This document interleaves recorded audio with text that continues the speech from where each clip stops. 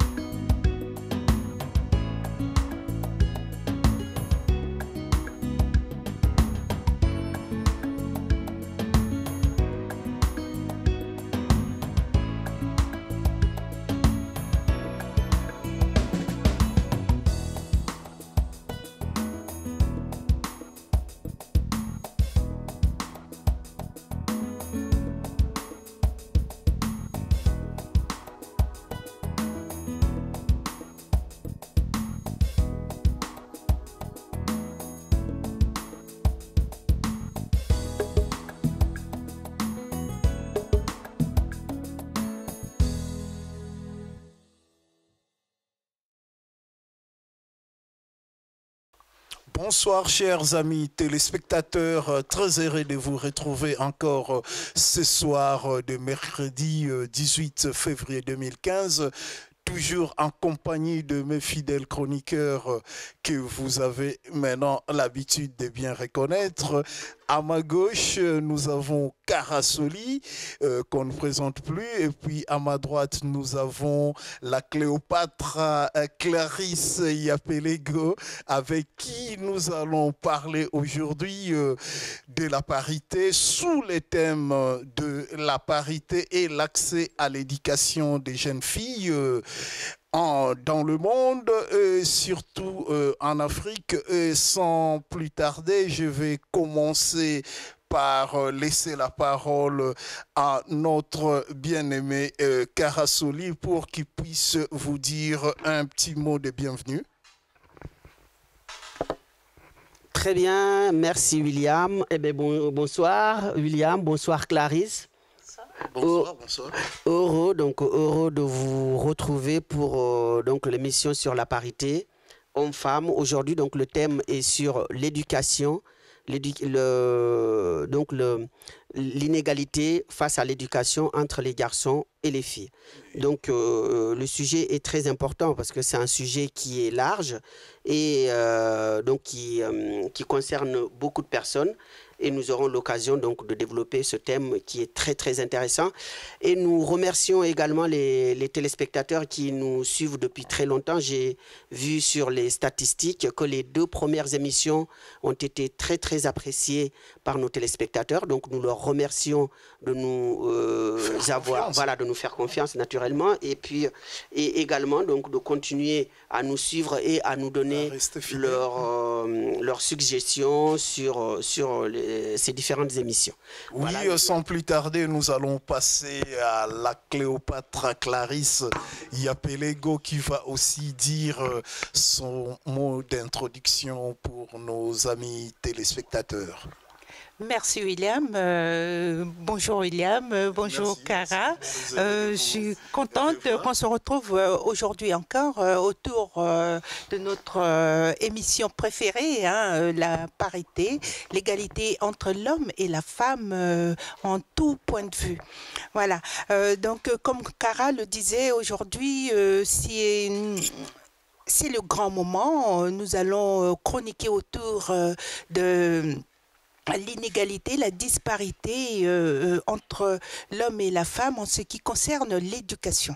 L'éducation, la scolarisation des filles, leur éducation, parce que donc nous constatons que l'homme est toujours mis en avant. Voilà, et bonjour à nos téléspectateurs qui nous suivent hein, depuis toujours. Donc nous comptons aller plus loin avec vous. Nous comptons aussi, espérons sur vos soutiens. Voilà, en ce qui concerne notre émission. Tout à fait. Donc, comme vous avez bien suivi, mes amis chroniqueurs de l'émission La Parité sont revenus sur les disparités qui existent aujourd'hui entre filles et garçons à l'accès à l'éducation. Nous allons essayer de passer à ma gauche pour demander à mon confrère Cara Soli de nous décliner un peu quelles sont les causes, d'où proviennent du moins les causes de ces disparités pour que nous puissions avoir le cœur tranquille sur ces sujets. Parfait, William. Très bien. Bah, justement, donc les causes sont nombreuses.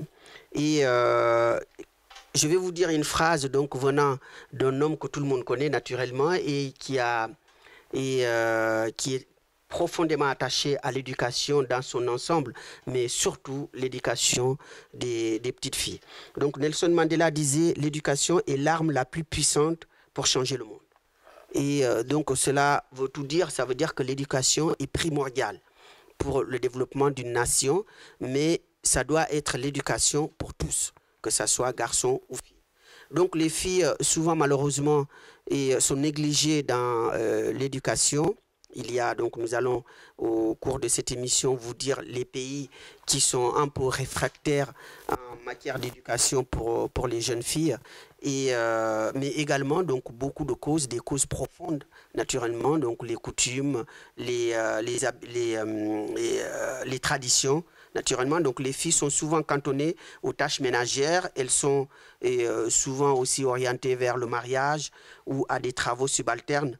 Donc c'est... Là, vous parlez de la situation des pays en voie de développement. Il faut parler un peu de la situation globale avant d'en arriver à la situation des pays en voie de développement. Oui, tout à fait. Vous avez, tu as raison, William. Donc sur le plan général, donc l'éducation est je peux même dire, parce que nous prenons les références des années 60, c'est-à-dire l'année où beaucoup de pays du monde ont aux indépendances, à leur souveraineté. Oui. Et donc l'éducation a beaucoup évolué, naturellement, donc, en termes de nombre, mais également en termes de qualité pour les nations, pour les pays. Et si l'éducation est obligatoire dans les pays occidentaux, par exemple dans la plupart des pays occidentaux, je peux même dire la quasi-totalité, eh bien, elle est tout à fait disparate dans un certain nombre de pays, par exemple des pays africains, des pays d'Asie, des pays de l'Amérique du Sud. Oui. Et nous constatons également qu'il y a 500 millions d'individus qui n'ont pas accès à l'éducation. Sur 7 milliards d'individus sur Terre. C'est énorme. C'est énorme, c'est énorme. Donc 500 millions. Pourquoi? D'abord, et surtout pour nos pays donc, en voie de développement, l'Afrique, l'Asie et l'Amérique du Sud, cela est dû au faible moyen consacré à l'éducation. C'est-à-dire donc l'investissement dans les équipements, les écoles, et puis aussi ce qu'on appelle donc les équipements pour la scolarité. Bon, et donc cela est un fait. Donc ça c'est pour les pays en voie de développement. Mais il y a quand même un pays qui est particulier, par exemple, donc on va revenir là-dessus, l'Arabie Saoudite, qui a tous les moyens financiers, mais l'éducation des jeunes filles, ça c'est dû à la tradition effrénée parce que les jeunes filles ne vont pas à l'école en Arabie Saoudite. Donc c'est pratiquement l'un des seuls pays au monde qui volontairement n'a pas donné les mêmes chances aux garçons. C'est dû à quoi spécialement? Voilà, c'est dû à leur tradition, parce que pour eux, donc la fille, elle doit rester à la maison, elle est destinée au mariage, et donc elle ne doit pas être éduquée, parce que si les femmes ont accès à l'éducation, donc cela risque de bouleverser donc la société saoudienne. Donc c'est ça. Mais par contre, il y a aussi un autre pays dans le Golfe. C'est pourquoi je disais que c'est pas une question religieuse. Les Émirats arabes unis, par exemple, donc là, c'est le pays du Proche-Orient où le taux de scolarisation des filles est le plus élevé. Oui. Donc vous voyez le paradoxe entre ces deux pays. Et donc c'est une question de tradition. Ensuite, comme on dit, donc les jeunes hommes sont mieux instruits que les femmes. 65 à 72% pour les hommes, de 28 à 32% pour les femmes, donc concernant l'accès à l'éducation. Donc vous voyez que William, la différence est énorme, et avec Clarisse, sur ce point-là, au moins, nous serons d'accord que c'est révoltant. Oui, chers amis téléspectateurs, ont suivi avec intérêt tous les éclairages que vous venez de fournir sur la situation de l'accès des jeunes filles à l'éducation dans le monde. Maintenant, on va essayer d'aller un peu en Afrique avec Madame Clarisse, qui va nous dire, selon elle, comment elle juge la situation de l'accès à l'éducation des jeunes filles au niveau de l'Afrique. Voilà, surtout dans son cher pays, la Centrale. Merci William. Donc, la situation est tout simplement déplorable. Déplorable dans ce sens que la femme est vraiment délaissée, marginalisée. La femme n'a pas sa place dans la société, la place qu'il lui fallait dans la société. À cause de l'homme, toujours l'homme, son ego lui interdit formellement de céder la place à la femme, la place qui lui revient de droit. Je dis bien de droit parce que la femme peut aussi réfléchir comme l'homme. La femme peut aussi faire les mêmes travaux que l'homme. Il peut faire beaucoup de choses que l'homme, mais à notre grande surprise et regret, nous voyons que l'homme n'est pas prêt dans le monde à céder à la femme sa place. D'où le nom, à l'époque, on nous appelait le sexe faible. Et pourquoi sexe faible? Si la femme peut piloter un avion, pourquoi l'appeler sexe faible? Donc, nous faisons tout pour que vraiment l'homme ne nous appelle plus la femme sexe faible, parce que nous, on peut, comme vous, on réfléchit comme vous. Oui, donc, pourquoi sexe faible? Si, mais le grand problème que nous avons ici, c'est l'accès de la jeune fille à l'éducation. Mais justement, c'est tout ça. Vous pensez que le problème est dû aux pesanteurs culturels ou aux politiques gouvernementales qui empêchent que les filles ne soient pas scolarisées au même titre? Non, moi je pense que c'est plutôt culturel. Je pense que le problème est plutôt culturel. Parce que bon, dès le début de notre monde, la femme, elle est bonne à cuisiner. La femme, elle est bonne à s'occuper de la maison, des enfants, du mari. Et c'est trop bon comme ça. C'est trop bien pour l'homme. Il se sent aisé dans son rôle de dominateur au sein de son foyer, au sein de la communauté.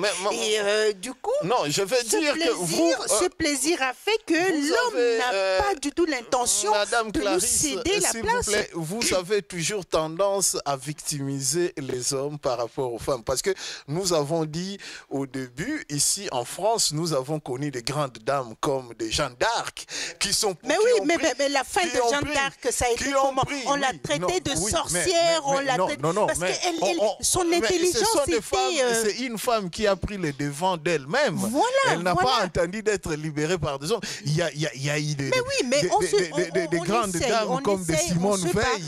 Des Simone Veil. Mais ces femmes-là, il y a des Margaret Thatcher qui ont fait des choses, qui sont passées devant les hommes. Ils n'ont pas entendu que les hommes les bien sûr, mais toujours les hommes leur mettent des bâtons dans les roues. Oui, celles qui essayent d'aller plus haut se voient dans les roues de quiconque. Non, spécialement dans les roues de la femme qui essaye surtout de toucher au poste de responsabilité l'homme pense que c'est à lui.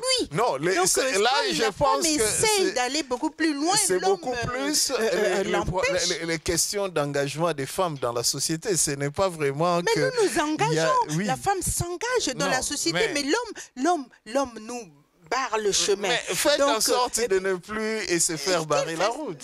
Ben oui, faites mais c'est pour ça, d'où cette émission de la parité, l'égalité entre l'homme et la femme. Nous n'essayons pas, mais nous faisons. Cette émission, c'est pour vous dire que vous n'avez pas du tout... le droit de nous marginaliser, vous n'avez pas du tout le droit de nous mettre à l'arrière, ni le droit de nous appeler sexe faible, parce que aujourd'hui, tu tiens le micro, je tiens le micro. Oui. Alors, aujourd'hui, il y a des pilotes femmes et des pilotes hommes. Oui, mais aujourd'hui, il y a les mécaniciennes et les mécaniciens. Oui. Alors, en quoi vous nous appelez sexe faible? Dites-moi. Non, mais vous, ça n'engage que ceux qui vous appellent sexe faible. Ah, mais vous faites partie de... Non, pas moi. Moi, je suis là pour éclairer nos téléspectateurs, pour qu'ils comprennent les tenants et les aboutissants de l'accès à la jeune fille, à l'éducation. Nous, en Afrique, nous rencontrons des histoires, les gens ne contrôlent pas la natalité. Ça fait que des fois, on se retrouve dans une famille à 10 et qui a peut-être 4 garçons et 6 filles, on pense privilégier les 4 hommes à aller un peu plus compte tenu des moyens de papa. Du tout. Et pourquoi pas envoyer 2 garçons et 2 filles à l'école? Oui, mais les filles, nous dans la coutume, dans les coutumes africaines, on dit que là, tu y viens. On dit que dans les coutumes africaines, on dit que la femme fait perdre le nom de la famille, tandis que l'homme fait garder le nom de la famille. T'as touché. Donc, il y a tous ces genres de choses. Maintenant, il appartient parce que les hommes ont aussi des combats à mener sur les droits de l'homme et les femmes aussi ont des combats à mener sur les droits de la femme. C'est vous qui nous dominez. Vous dominez sur tout. Vous dominez dans le monde, vous dominez dans les foyers, vous dominez au Parlement, vous dominez tout. Ici en France, on voit Ingrid de Betancourt qui domine dans les finances. Mais elle a connu aussi son haut et son bas avec les hommes. Elle a connu des difficultés qu'elle doit connaître. Mais si elle n'a pas pu parler, et moi je... Oui, on va peut-être revenir un peu sur les politiques gouvernementales qui ont été mises en place au niveau des Nations Unies et puis au niveau des États pour essayer de favoriser l'accès à l'éducation de jeunes filles. Des jeunes filles. Parce que on a connu quelques disparités. Tout à fait. Donc, comme vous dites, hein, donc ces disparités se ressentent à l'accès aux postes de responsabilité, bien sûr, parce que si les jeunes garçons sont privilégiés dans les études, ils sont beaucoup plus poussés, beaucoup plus loin pour faire de longues études. Donc, à l'arrivée, ils occupent naturellement les postes de responsabilité. Même cela se ressent même ici en Europe, où l'éducation est obligatoire. La scolarité est obligatoire pour tout le monde, que ce soit fille ou garçon. Mais à l'arrivée, souvent, nous constatons que les garçons occupent des postes de responsabilité et les jeunes filles ont souvent du mal à avoir accès à ces postes. Donc, mais ce que nous constatons également, c'est que dans les pays scandinaves, par exemple, les pays comme la Norvège, comme le Danemark, donc dans ces pays-là, la scolarisation des filles est importante. Et puis, les femmes occupent des... Oui, on peut dire pareil. On peut dire que c'est des systèmes égalitaires, comme on dit. Et donc, dans ces pays-là, les femmes occupent des postes très, très importants. Bon. Et on ne voit pas Clarisse aller se plaindre là-bas. Hein? Ah non, là-bas, comme partout, les femmes en veulent toujours plus. elles en veulent toujours plus. Même dans ces pays-là, eh bien, les femmes revendiquent encore plus en disant qu'elles sont encore pas bien considérées. Et des pays comme aussi la Suisse. Mais dans nos pays africains, les pays en développement, comme je dis, les moyens sont faibles. Les moyens sont très très faibles et on investit moins dans l'éducation. Et en plus, donc comme vous dites, la pesanteur la pesanteur culturelle fait que les garçons sont privilégiés par rapport aux filles. Et quand on prend par exemple une famille lambda, hein, une famille où il y a des garçons et des filles, souvent les garçons arrivent au bac beaucoup plus rapidement. Ils ont souvent le bac avec mention et les jeunes filles traînent derrière, même s'ils ont les mêmes âges. Donc ça veut dire que le chef de famille investit plus sur le garçon que sur la fille. Comme tu dis, tu as tout à fait raison sur cette idée, cette mentalité, que c'est le garçon qui reste à la maison et qui véhicule donc le nom de la famille, et puis le nom de famille, et puis aussi qui remplace papa. Alors que la jeune fille, elle va se marier dans une autre famille et va faire vivre un autre foyer. Et donc ça... Oui, mais cher confrère Karasoli, parce que la question c'était de savoir quels sont les instruments que les Nations Unies ont mis en place pour essayer d'élaguer ces disparités qui sont criantes selon Clarisse. Et puis, à l'en croire, ces disparités du jour au jour. Exactement. Non.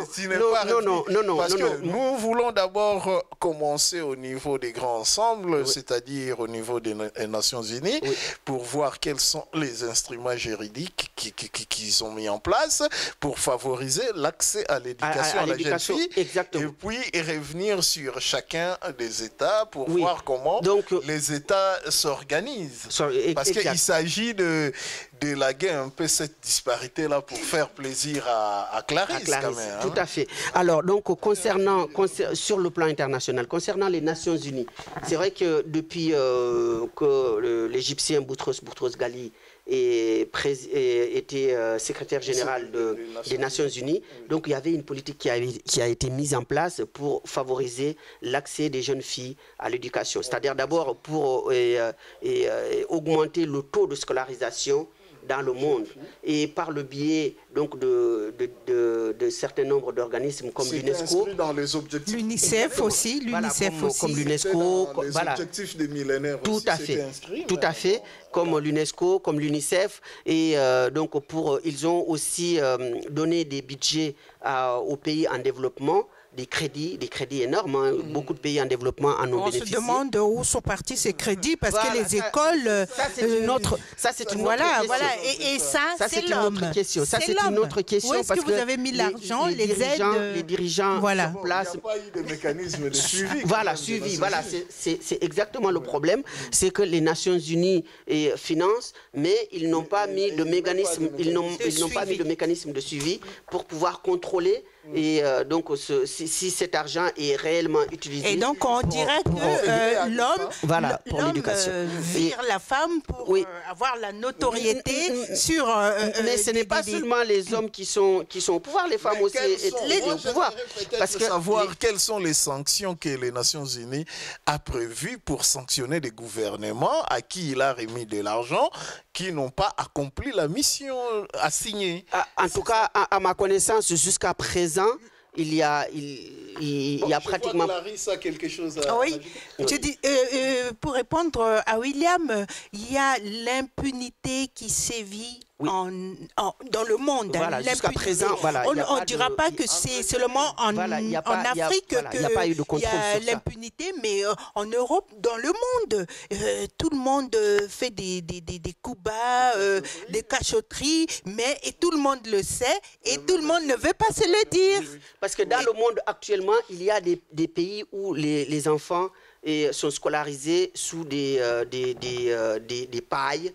Et voilà, par exemple, oui, et ça ne gêne personne, ça gêne personne. Qui s'assoit même le sol. Qui s'assoit au sol. Ça gêne personne. Justement, sous le soleil. Voilà, moi c'est déplorable. Voilà, c'est déplorable. Moi j'ai juste un petit exemple à ajouter à tout ça sur ce que moi j'ai connu, que moi j'ai vécu plus ou moins en Centrafrique par exemple. Je prends le cas de la Lobaye, hein, c'est une région de la République centrafricaine, la Lobaye, et quand vous quittez Lombe-la-Poko, vous quittez la capitale pour aller à l'intérieur du pays, de la Lobaye par exemple, vous allez arriver, vous allez dépasser plusieurs petits villages, et puis vous arriverez à une petite ville qui s'appelle Pissa, la ville de Pissa. Et après Pissa, vous allez arriver à Pissa 2, ensuite à Berengo, l'ancien cours impérial. Et donc à Berengo, il y a une école ici à Berengo.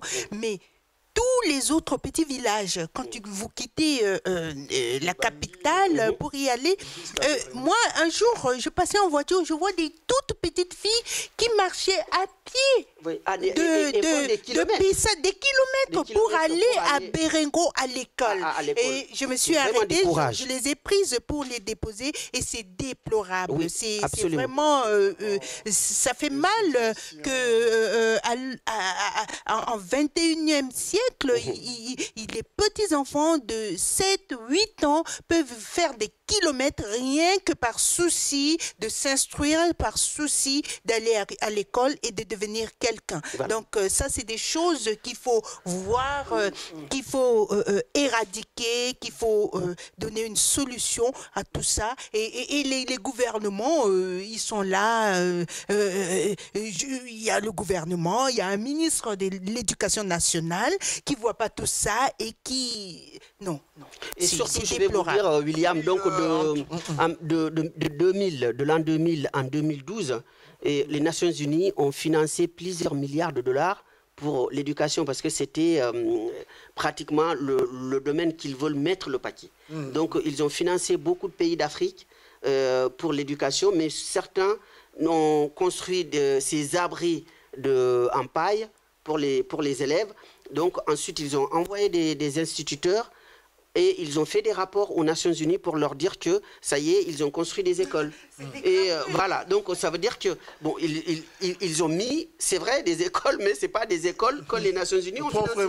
Proprement dit. Donc, les écoles de pacotille. Exactement. Donc, ils ont donné des chiffres pour... comme ça, parce qu'il n'y a pas de contrôle. Ce sont des écoles qui sont souvent faites dans des villages, des zones très, très reculées, et que les Nations Unies n'ont pas et se donner la peine pour aller contrôler cela.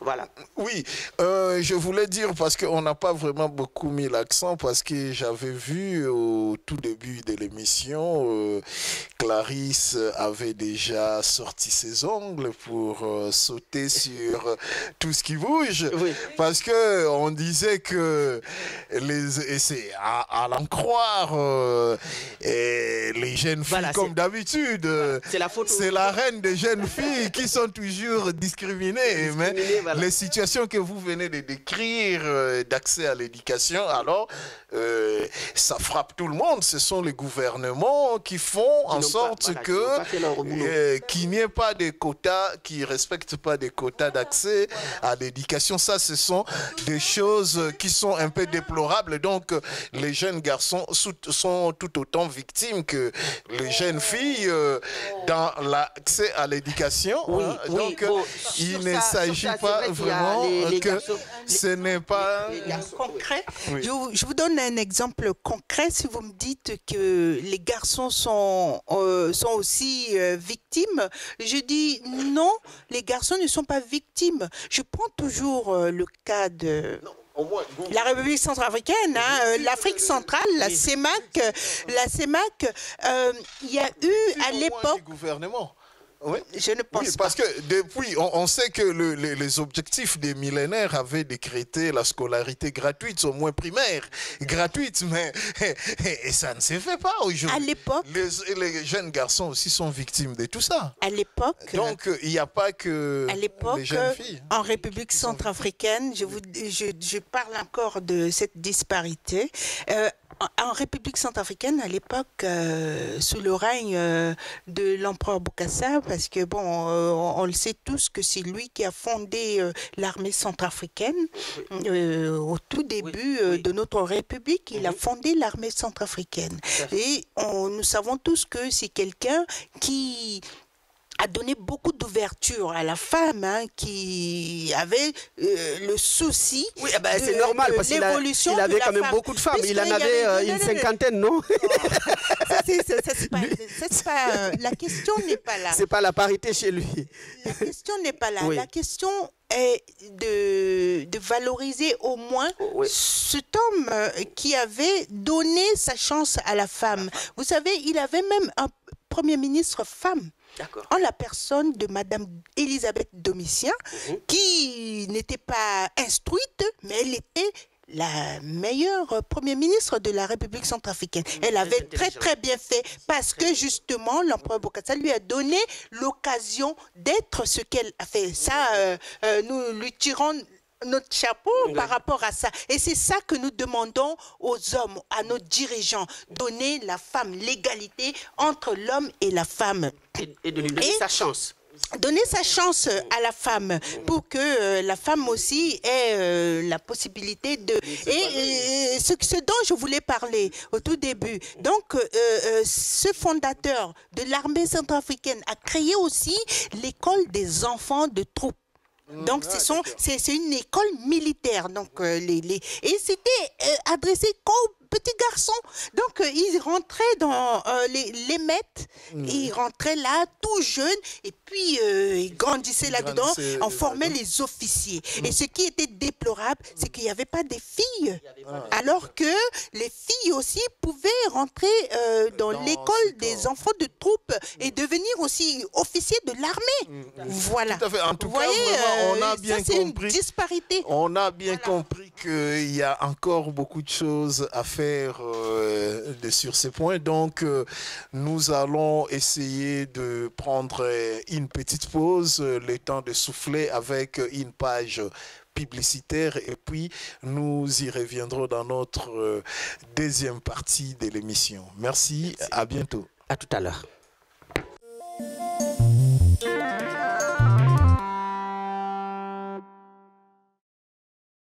mesdames et messieurs, vous êtes sur Zion TV, c'est votre présentateur William James et Toutou, la toute première chaîne en direct de la diaspora congolaise. Nous allons mettre certains programmes d'ici là en vue.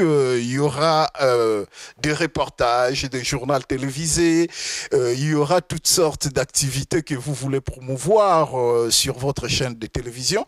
Là, on vous annonce juste la sortie de la chaîne parce que c'est la toute première chaîne. C'est un grand événement parce que dans la diaspora congolaise, il n'existe pas de chaîne de télévision en direct. On ne va pas citer toutes les chaînes que vous connaissez qui diffusent sur YouTube. Nous, ici, nous diffusons en direct, c'est-à-dire quand la chaîne, vous voyez des images à la télé, donc c'est les images directes. Donc c'est un avantage que tous les restes des chaînes que vous connaissez dans la diaspora n'a pas. Donc pour se rendre compte de tout ce que nous venons de vous dire, il faut nous appeler au numéro qui va défiler sur votre télé. Vous serez très bien servi, vous verrez bientôt des journaux télévisés, vous verrez des reportages de Kinshasa, de partout dans le monde entier. Vous verrez la qualité du travail que nous allons vous proposer parce que nous sommes vos humbles serviteurs. Nous sommes là pour vous servir et à vous aussi de nous contacter pour que nous vous découvrons et que le monde entier vous découvre à l'occasion. Merci. À bientôt.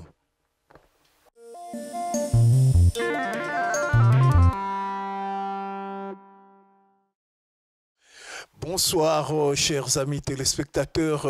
Nous voici dans la deuxième partie de notre émission chronique de la parité qui a pour thème ce jour l'accès à l'éducation de jeunes garçons et jeunes filles.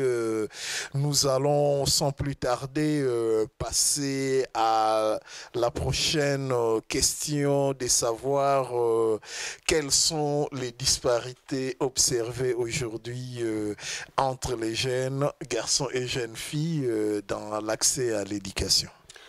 Très bien, William. Donc, on disait donc au début de l'émission, et j'insiste là-dessus, que l'éducation est l'un des vecteurs très importants au développement d'une nation. Tout à fait. Et une nation instruite a plus de chances de réussir qu'une nation qui ne l'est pas. Tout à fait. Alors, tout à fait. donc, par exemple, donc, les inégalités apparaissent dès l'enfance, en général, fait, oui. entre les garçons et les filles. Donc, on avait évoqué dans la première partie un certain nombre de causes.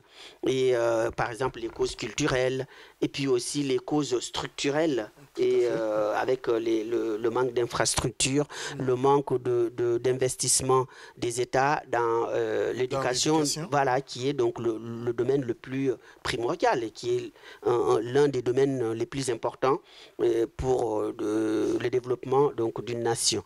Et, mais cela aussi est dû malheureusement, comme on dit, à la corruption. Donc la corruption de nos États, parce que souvent nos États aillent pleurer devant les Nations Unies pour obtenir des aides, des financements, des dotations, et ces dotations sont complètement détournées. N'arrivent jamais au destinataire. Voilà, n'arrivent jamais au destinataire, et que nous voyons les enfants étudier dans des conditions déplorables, s'ils ont même la chance d'aller à l'école.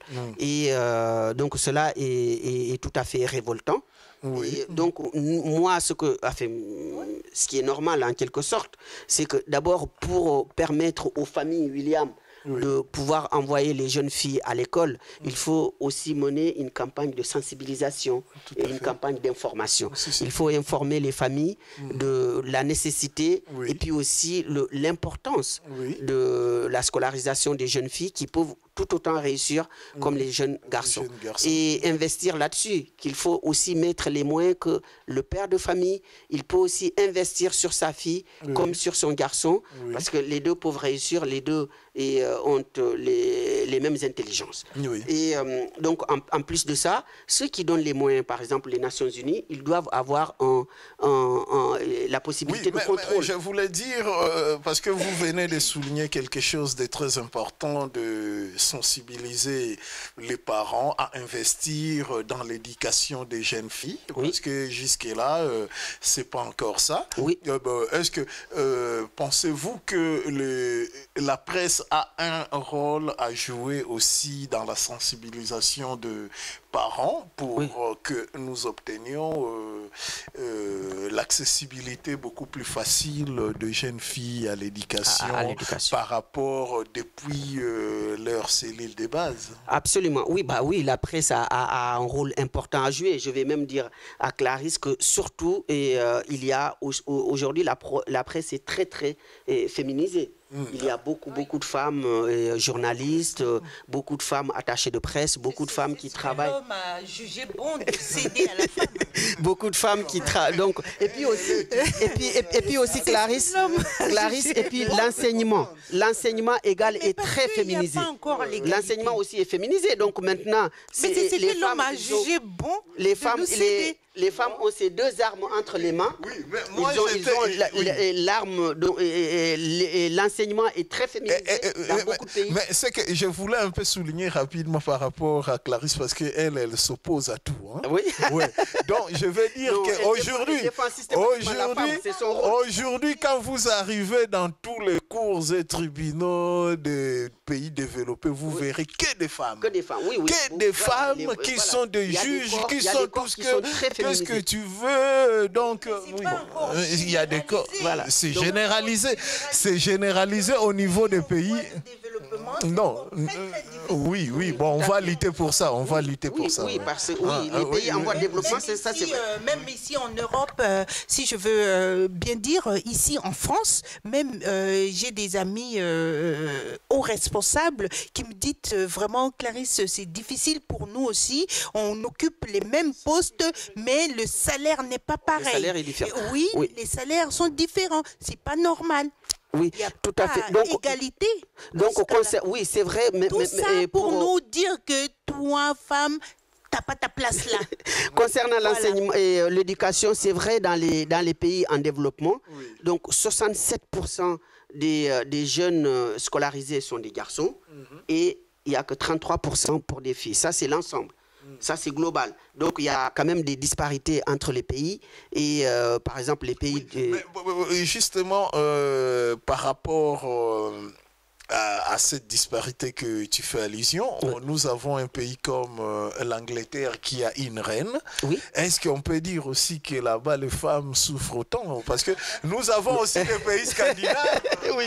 Est-ce que c'est la reine qui dirige le pays? Il y a un premier ministre qui fait tout. Oui, tout à fait. C'est la reine qui est la reine. Exactement. Même dans des pays scandinaves aussi, nous avons des reines là-bas. Tout à fait, tout à fait. Est-ce que les hommes sont discriminés ou les femmes sont discriminées? Non, en Angleterre, donc... On va peut-être demander à notre apôtre Ben Bolengwa, un jour, lui qui vient de ces contrées-là, qui pourrait nous éclairer sur ces points. Exactement. Donc, dans ces pays anglo-saxons, et notamment l'Angleterre, fait partie donc, des pays où la scolarisation des jeunes filles est privilégiée. Voilà. En tout cas, comme la femme France. est privilégiée dans des pays anglo-saxons.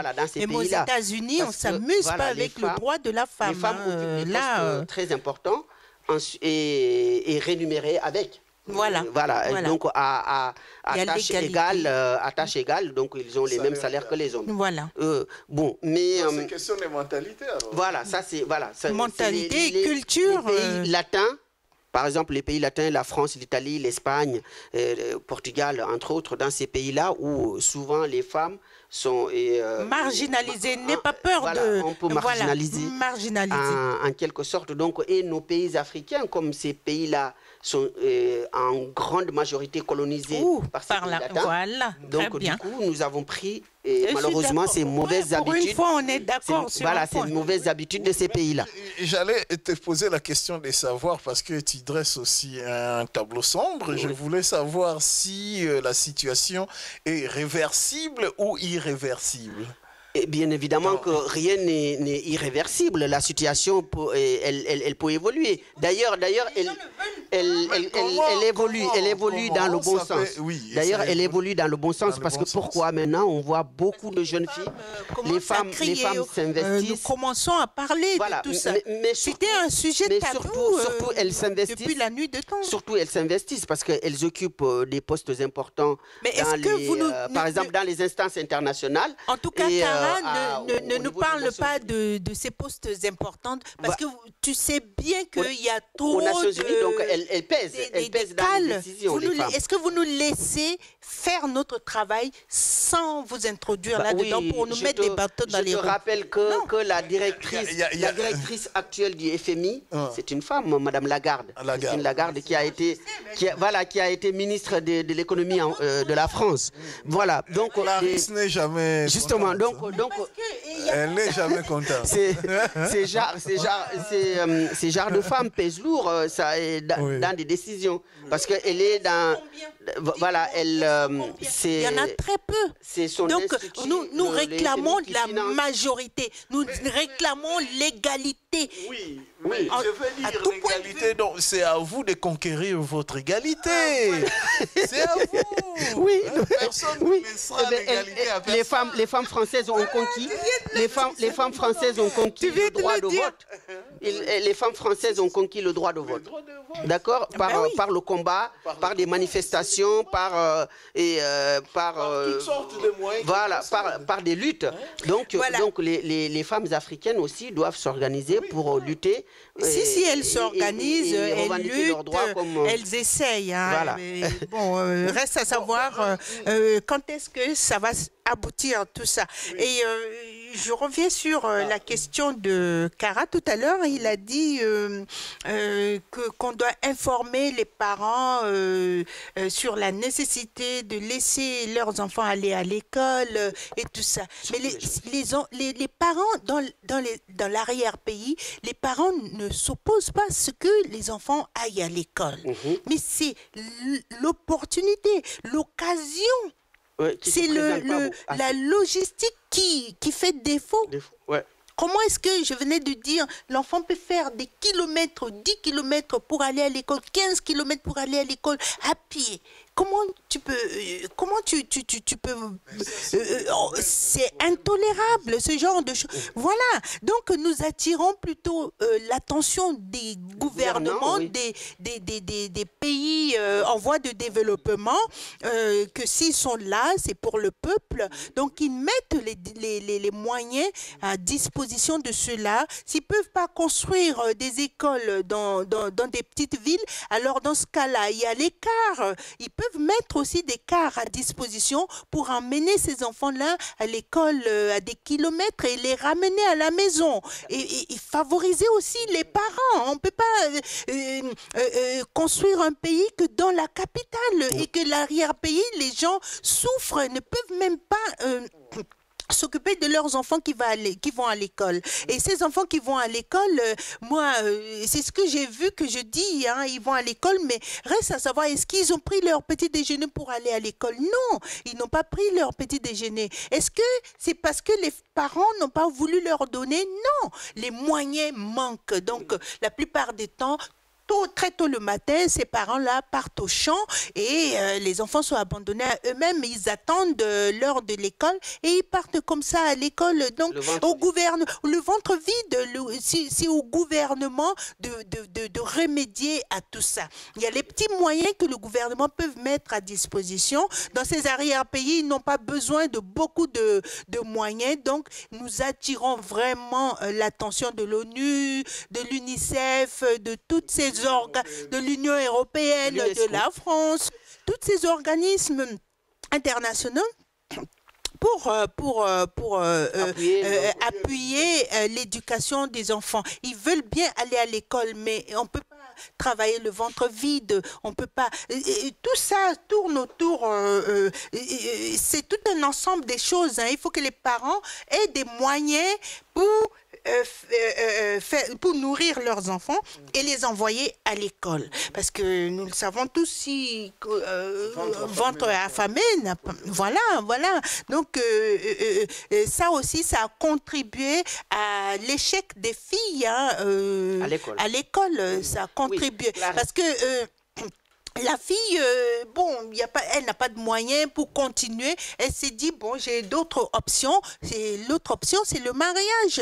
Elle va se marier très tôt et du coup, sa scolarisation s'arrête là quand elle tombe enceinte. Donc, c'est fini. Et elle reste dans son foyer pour élever ses enfants. Et l'homme, c'est vrai, il y a ça aussi. Il s'est dit, moi, j'ai pas d'autre moyen que l'école. Je vais devenir ça. Et lui, il va être beaucoup plus motivé, même s'il a faim, il va aller à l'école. Et c'est comme ça que dans l'arrière-pays, on a vu beaucoup de garçons ont réussi par rapport aux femmes. Donc, si nous voulons cette parité, il y a beaucoup de choses qui doivent être mises en place pour qu'il y ait équilibre dans l'arrière-pays, dans le monde des pays en voie de développement, pour que la fille aille à l'école jusqu'au bout. Voilà, donc... Oui. Nous avons vu, vous venez de souligner les causes naturelles, on a vu aussi des causes politiques, des causes religieuses, il y a des tas de causes qui font qu'il y ait des disparités à l'accès à l'éducation entre... le jeune garçon et les jeunes filles. Maintenant, je voulais savoir quelles sont les pistes de solutions pour essayer de résoudre ce type de problème. Que proposez-vous? Parce que je vois que... oui, il y a... Bon, alors, William, oui, très bonne question, William. Très bonne question, parce que... donc là, je veux dire, le manque d'investissement des États pour proposer des solutions le secteur de l'éducation, parce que les Nations Unies ont constaté que les pays africains, surtout beaucoup de pays pauvres, disons, mettent beaucoup plus de moyens à la défense, c'est-à-dire à l'armée. Voilà. Donc, comme ils ont déjà des faibles moyens, donc ces faibles moyens, ils mettent la plus grande partie du budget de l'État à l'armée. Donc, du coup, les secteurs comme l'éducation, comme la recherche ou même le développement, l'éducation, donc qui contribuent au développement, eh bien, ces secteurs-là sont négligés. Et donc là, d'abord, le premier conseil qu'il faut donner, c'est qu'il faut mettre le paquet sur l'éducation et mettre moins d'argent à la défense, sur l'armée. Parce que donc, nous sommes quand même en temps de paix. Il n'y a pas de troisième guerre mondiale, heureusement. Donc, il n'y a pas de raison que les pays se militarisent et qu'on met beaucoup d'argent sur la défense, sur l'armée, et qu'on néglige l'éducation. Donc ça, c'est une première piste. Oui. Alors, donc, voilà, la seconde, c'est que par exemple, d'abord, comme je l'ai dit, la sensibilisation. Donc la presse aussi a sa part dans ce travail-là. Sensibiliser les familles, informer les familles. Mais la plupart du temps... Mais nous savons qu'en Afrique, la presse n'est pas subventionnée. Oui. Donc il a très peu de moyens pour former des journalistes dans le réseau. C'est les Nations Unies aussi qui doivent en même temps favoriser la presse, soutenir la presse pour produire des programmes éducatifs, des sensibilisations. Des programmes destinés à l'éducation et à l'éducation dans nos États, et puis également à dénoncer ce qui ne fonctionne pas. C'est-à-dire à dénoncer nos gouvernants, le manque ou bien même la corruption, il faut que une bonne partie du budget soit orientée vers l'éducation, parce que c'est ça qui est l'avenir. Et donc les Nations Unies ne doivent pas systématiquement traiter qu'avec les États. Mais voilà, avec des associations, les ONG. Et puis aussi à aider la presse pour pouvoir véhiculer donc, voilà, des émissions et sensibiliser, voilà, et sensibiliser les populations, par exemple, donc comme aujourd'hui ce que l'on fait ici. Et voilà, donc je crois que ça aussi contribue et je sais aussi que les Nations Unies, avec Ban Ki-moon, je sais qu'ils soutiennent beaucoup les actions de la femme, hein, puisque au sein de l'ONU, il y a un département de la femme. Donc, l'ONU exerce beaucoup dans ce sens-là pour l'égalité de chance entre l'homme et la femme. Et même pour nous autres, moi, en dehors de mon travail de journaliste, je dirige aussi la Ligue pour la parité homme-femme. Tout à fait. Et donc, voilà, l'un des... On sait que tu es voilà, une combattante. L'un des projets de cette ligue, c'est la construction d'une école pour des filles dans des arrière-pays partout, le pays de la CEMAC. Une école des filles, bien sûr, une école des filles, parce qu'on est en retard. Pour les filles, tu as beau polémiquer, William, mais une école des filles. C'est pour rattraper le retard. C'est pour rattraper le retard. Oui. Pour rattraper le retard et pour empêcher cette souffrance des petites filles pour marcher, faire des kilomètres pour aller à l'école. Donc nous, la parité homme-femme, c'est notre proposition. Donc voilà, hein, vous pouvez nous soutenir aussi, hein, William. Oui, tout à fait. Oui, bon, je pense qu'on n'a pas vraiment enfoncé trop les clous sur les responsabilités des gouvernements, à qui revient vraiment le premier devoir. Ce sont des les missions régaliennes, comme on dit, que le gouvernement doit s'occuper de la santé, de l'accès à l'éducation, de tout ça.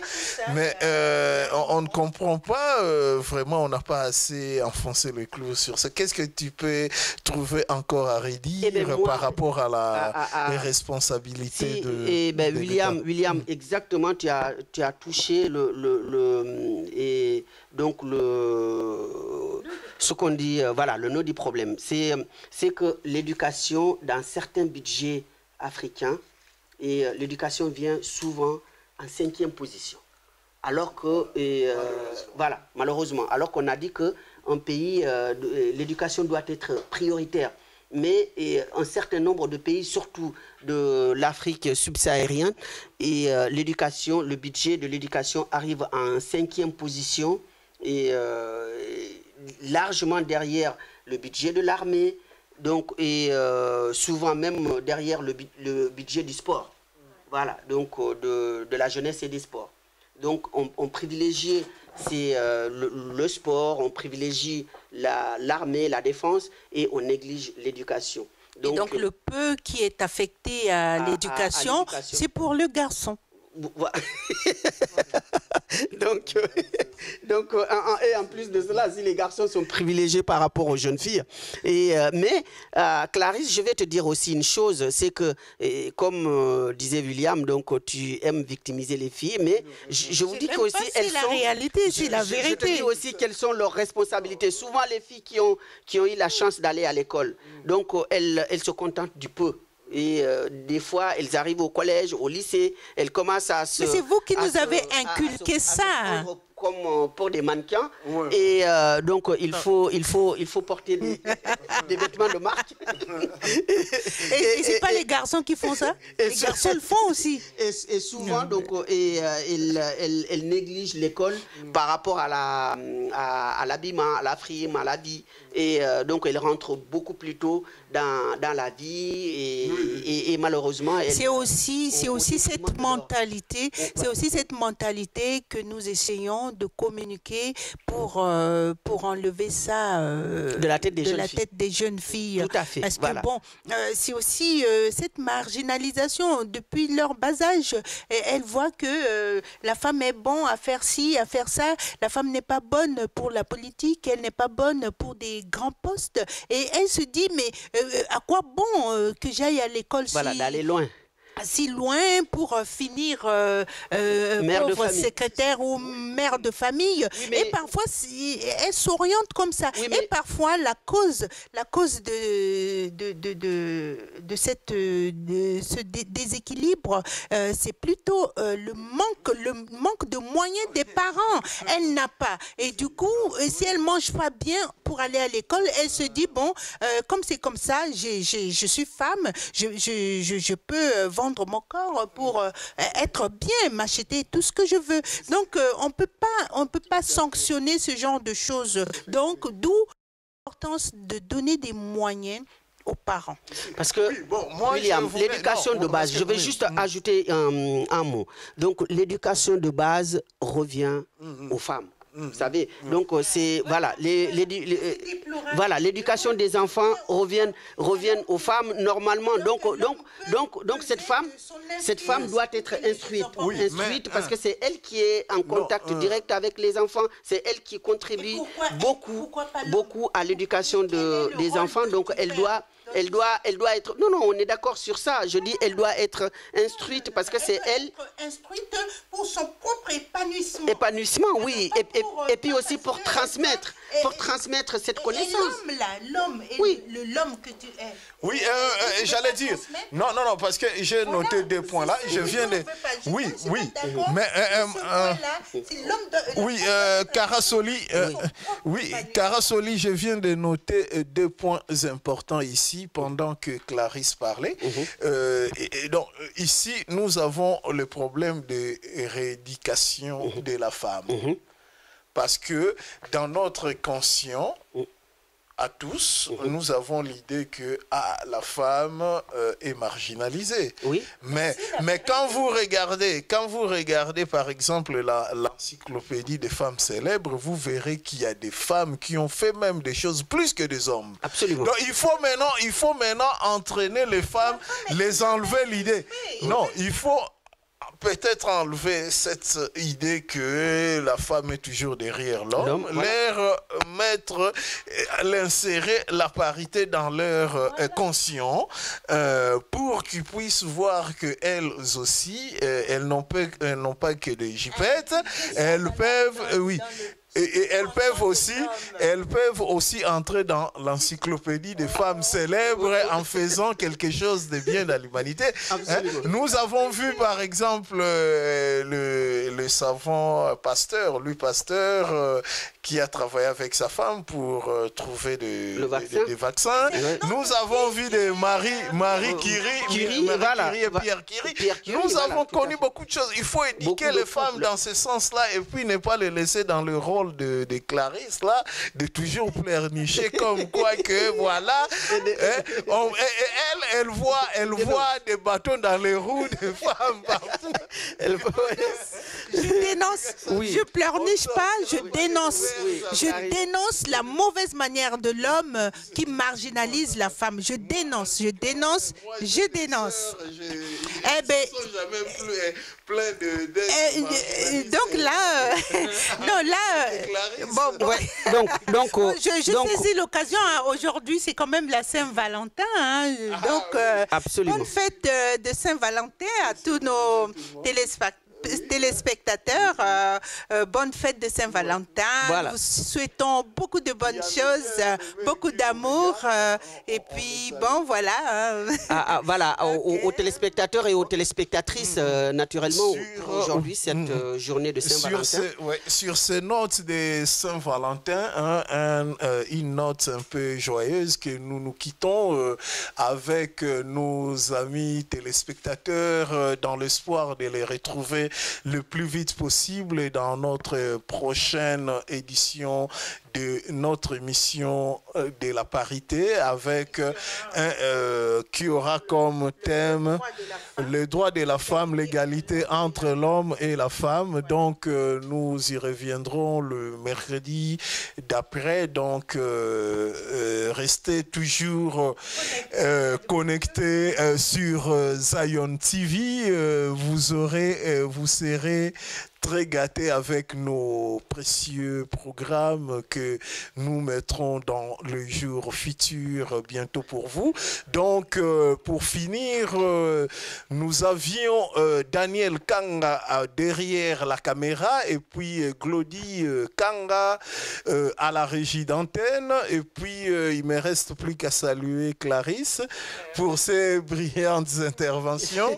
Et puis, mon ami Cara qui a été très magnifique, qui a fait le tour d'horizon du système, de l'accès des jeunes filles à l'éducation. Donc, eh bien, donc sur ça, je salue mes deux petites filles, Naba Soli et Siré Soli. Donc, parce que c'est des petites filles. Donc, elles, je suis persuadé qu'elles vont avoir le courage d'aller très loin dans leurs études pour ne pas laisser les garçons les dominer. Donc, sur ces notes, nous vous quittons dans l'espoir de vous retrouver bientôt. Merci, au revoir. Merci, au revoir et bonne soirée.